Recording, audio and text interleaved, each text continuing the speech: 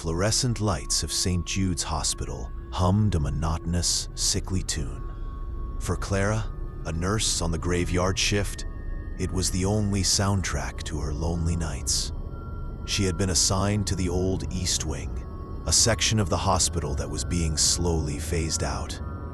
Most rooms were empty, their beds covered in white sheets like sleeping ghosts.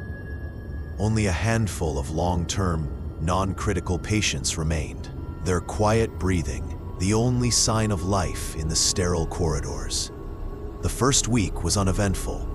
Clara fell into a routine: the quiet rounds, the meticulous charting, the endless cups of lukewarm coffee. But as the second week began, a subtle wrongness started to creep into the edges of her solitude.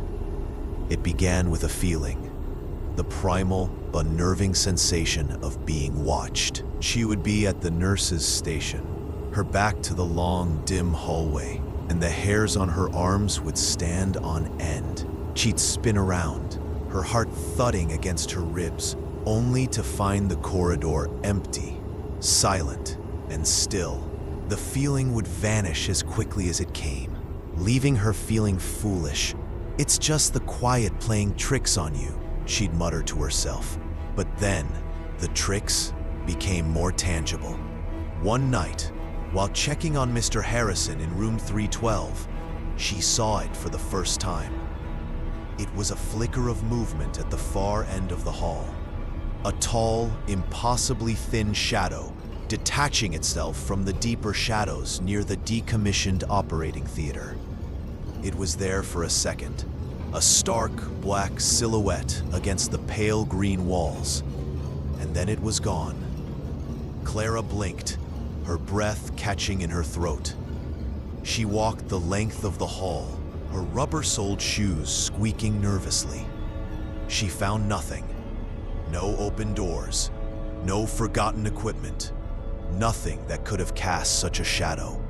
The next night, it happened again. This time the figure was closer. It stood motionless beside the water fountain, halfway down the corridor. It had no discernible features, just a vaguely human shape that seemed to drink the light around it. Clara froze, her hand hovering over the call button on her desk phone. She stared, willing her eyes to make sense of what she was seeing. The figure didn't move. It just stood there, watching. When a patient's call light blinked on, diverting her attention for a mere instant, she looked back, and it was gone. Sleep became a luxury Clara could no longer afford. The face of the shadow haunted her waking hours and her brief, fitful moments of rest. She started checking the security camera feeds obsessively. The grainy black and white footage showed nothing but an empty, silent hallway. She would watch the monitor, her own tired face reflected on the screen, while the feeling of being watched grew so intense it felt like a physical pressure on her skin. The cameras saw nothing, but she knew it was there. It was as if the thing existed in a layer just beyond the perception of technology. On the fourth night, the silence was broken. A faint, dry whisper slithered from the intercom of an empty room, room 308. The room had been unoccupied for months. Clara leaned closer to the main console, her heart hammering. The whisper was indistinct, like the rustling of dead leaves. "See, you." She grabbed the master keycard, her hand trembling, and marched toward room 308. The fear was still there, cold and sharp, but it was now mixed with a desperate need for answers. She swiped the card and pushed the heavy door open. The room was cold, much colder than the hallway, and pitch black. She fumbled for the light switch. Click. The room flooded with sterile light. It was empty. The bed was perfectly made, the bedside table clear, the window locked. There was a faint, musty smell in the air, like old paper and decay. As she backed out, her eyes fell on the wall opposite the bed. Scratched into the paint, so faintly they were almost invisible, were words, "I see you." The following night, Clara arrived at work with a knot of dread in her stomach. She had told her supervisor about the incidents, but was met with a sympathetic but dismissive smile and a suggestion to take some time off. She couldn't. She had to see this through. The shift started quietly, too quietly. The air was thick with anticipation. Around 3 a.m., the peak of the witching hour, as the other nurses called it, it began. The call light for room 308, the empty room, flashed on. It blinked a steady, insistent rhythm on the console. Clara ignored it. Her protocol was clear. Do not enter unoccupied rooms unless necessary. But then, the light in room 310 went on. Then 311. Then 307. One by one, the call lights of every empty room in the East Wing began to flash, creating a silent, pulsing wave of light that flowed down the hall towards her station. A low scraping sound started. It came from the far end of the hall, near the old operating theater. It was the sound of something heavy being dragged across the linoleum floor. Clara's eyes were glued to the security monitor.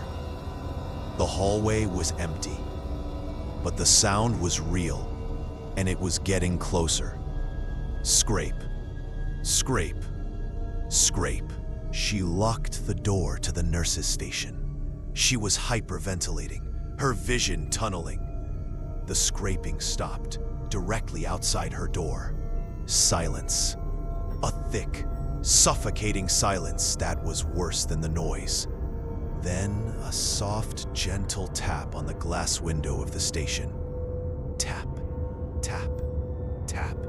Clara squeezed her eyes shut, praying for it to go away.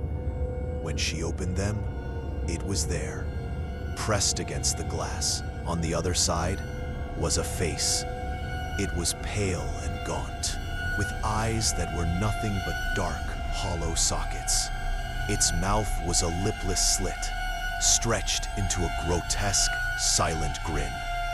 It wasn't a shadow anymore. It was real. Its long, skeletal fingers were splayed against the glass, and one of them tapped again, a slow, deliberate rhythm. It had no voice, but a thought, cold and sharp, pierced her mind. Let me in. She scrambled backward, falling out of her chair and crawling into the corner of the small office, pulling her knees to her chest. She didn't scream. The sound was trapped in her throat. She stayed there, huddled and shaking, as the sun began to rise, casting weak gray light down the haunted corridor. When the morning shift nurse found her, the entity was gone. The hallway was empty. The call lights were off. There was nothing out of the ordinary, except for one thing. On the outside of the glass window of the nurse's station, at the exact spot where the face had been, was a single greasy handprint. And on the floor, leading from the old operating theater to her door and back again, were long, deep scratches in the linoleum, as if something heavy, something dead, had been dragged through the silent, watchful night. Clara never worked the night shift at St. Jude's again. She left nursing altogether. But sometimes, in the dead of night, when the house is quiet, she still gets the feeling that she's being watched. And she knows, with a certainty that chills her to the bone, that some things, once they see you, never look away.